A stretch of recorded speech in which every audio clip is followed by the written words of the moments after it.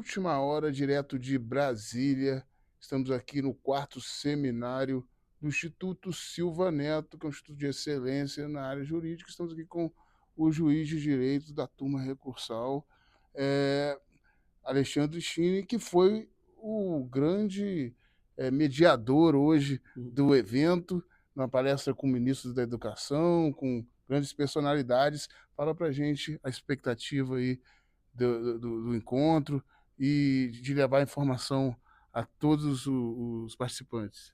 Ô, Ralf, eu acho que esse encontro, que é o quarto encontro que o Instituto Silva Neto está fazendo, está sendo muito profícuo para discutir temas relevantes, como o tema que foi discutido hoje no nosso painel, que foi o financiamento de todo o sistema de educação do país. Então, nós tivemos hoje o ministro da Educação, que apresentou dados muito relevantes, muito significativos, que levam à reflexão e o debate sobre esse tema importante e como isso pode evoluir para que, de forma efetiva, você consiga fazer com que a nossa sociedade ela seja uma sociedade evoluída através do conhecimento, através do estudo, porque só assim você vai formar uma cidadania qualificada para que possa exercer os seus direitos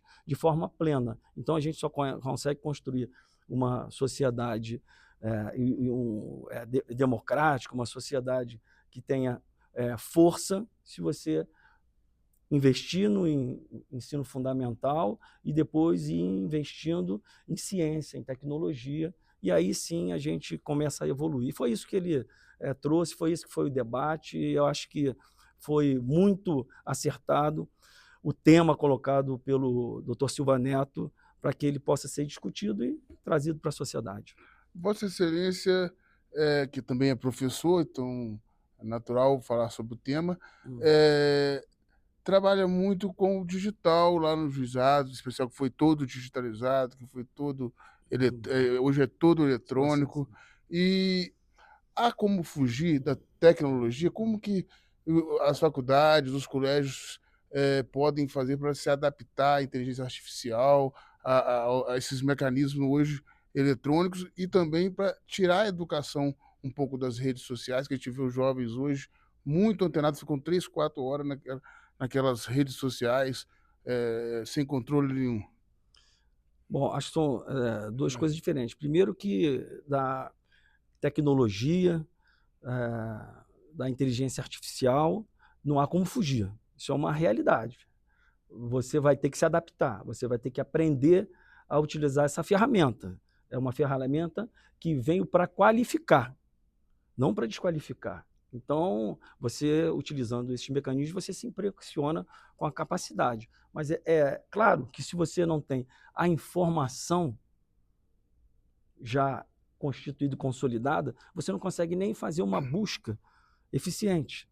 Porque as indagações que você vai colocar para a inteligência artificial serão indagações pueris. Então, quanto maior o conhecimento que você detém, você vai ter um auxílio dessa máquina de forma muito mais eficiente. Com relação ao uso da internet ou desses, enfim, da rede social que dispersa atenção, que faz com que as pessoas fiquem o dia inteiro naquilo, isso é uma circunstância, vamos dizer, até com uma patologia social que esses instrumentos trouxeram. Mas, de qualquer forma, você tem que se policiar ao máximo para que você só utilize essas ferramentas para quando ela traz benefícios a você, à sociedade. Agora, o efeito colateral danoso, você tem que identificar e se afastar dele. Vossa Excelência falou do caminho sem volta.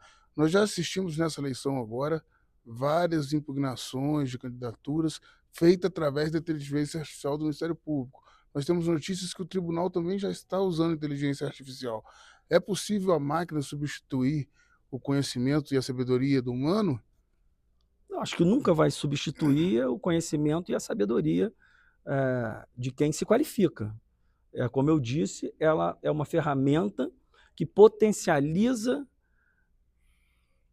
o conhecimento de quem a utiliza.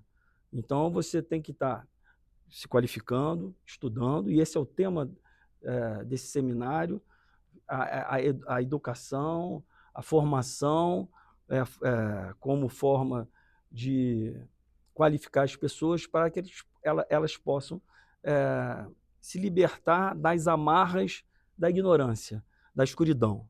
Então, se você consegue se libertar dessas amarras e você tem uma outra ferramenta, você pode avançar mais. Nós temos várias ferramentas, né? A nossa mão é uma ferramenta, ela é uma garra. Se você tira o polegar, ela deixa de ser uma ferramenta. Então, é isso, essa construção que você tem que ter. Você tem um mecanismo que pode te auxiliar, e você tem que saber como esse mecanismo pode te auxiliar e como você pode se fortalecer através desse mecanismo. Para finalizar, ontem teve um debate, uma aula magna com o ministro André Mendonça, onde foi colocado questões sobre a efetividade da justiça, dos valores da justiça. Por exemplo, nós temos cerca de 90 milhões de processos com a população aí de 200 e poucos milhões. Então, a média, se for pegar, tirando as crianças, dá uma média de quase 2 processos por pessoa. Isso é totalmente desumano pela quantidade de juízes que nós temos. Tem um juiz que tem 5 mil processos, eu sei, Vossa Excelência. E o juizado especial, ele veio para ficar, o caminho é a conciliação realmente, que o juizado, por natureza, busca. Qual é a solução para ter mais efetividade na justiça em tempos de processo eletrônico, em tempos de inteligência artificial? Bom, os juizados especiais cíveis é uma das ferramentas mais efetivas de prestação jurisdicional. O ministro trouxe os dados do Justiça em Números, que é um anuário que é editado pelo CNJ. E nesse mesmo anuário diz que os juizados especiais cíveis absorvem 50% de todas essas demandas, das 98 milhões de demandas que existem no país, quase que 50% estão na esfera dos juizados especiais cíveis, com um orçamento, um custo total, se você juntar todas as justiças, federal, estadual, as especializadas, de 138 bilhões. Então, com relação aos juizados especiais cíveis, ele tem uma função não só de dizer de resolver os conflitos, mas ela tem uma função civilizatória. Por quê? Porque o próprio cidadão pode ir ao Poder Judiciário sem a presença de um advogado, até 20 salários mínimos, e tem como princípio maior do sistema dos juizados especiais cíveis o princípio da consensualidade. Lá no artigo 98, inciso 1, quando ele diz que os juizados especiais cíveis ele tem uma competência, e a competência é para a conciliação. Depois, a segunda competência é para o conhecimento, e a terceira competência para a execução dos seus próprios julgados, dentro de um processo oral e sumário. Então, a consensualidade é a base efetiva do sistema dos juizados especiais cíveis. Você consegue a conciliação através do quê? Através do diálogo. E se você não consegue dialogar de uma forma qualificada, você não vai obter um resultado muito satisfatório. Mas para você ter uma argumentação qualificada, você tem que ter o quê? O que nós estamos debatendo hoje aqui, que é o conhecimento, que é a educação. Isso tudo é que faz com que você tenha sucesso em todas as esferas do conhecimento, inclusive na prestação jurisdicional. Muito obrigado. Eu que agradeço. Tem uma questão só que eu fiquei pensando aqui. Existem essas grandes empresas que têm grandes demandas judiciais, principalmente no juizado, empresas geralmente concessionárias, elas contratam grandes bancas que ganham por ato. Então, essa advocacia predatória faz com que eles recorram o máximo possível a coisas, às vezes, que não é necessário, que poderia ser resolvido na conciliação, mas eles preferem não resolver porque eles recebem por ato. Como combater esse tipo de advocacia predatória e quais são os números que realmente a conciliação no juizado especial? Bom, A advocacia predatória, ela, na verdade, ela é uma advocacia que trabalha com a construção de fatos, né? Com a repetição de fatos que, na verdade, demandas que são demandas pueris ou demandas que não teriam muito sucesso, mas que, pela forma de captação, enfim, isso é que vai fazendo com que a justiça perca o seu tempo, né, nessas questões que às vezes são de natureza multitudinária, né, demandas gigantescas, que por vezes inviabilizam até a prestação jurisdicional, e vai preterir aquelas que efetivamente você tinha que dar solução. Geralmente as concessionárias que são as vítimas dos predadores, entendeu? Eles, na verdade, eles não são, eles são os demandados, eles são os réus nas ações, né? Então, cada um tem a forma de abordar e enfrentar o seu conflito, ou como que eles, enfim, se vai ser através do esgotamento de todos os meios disponíveis em direito para você discutir a questão, é uma opção que gera custos.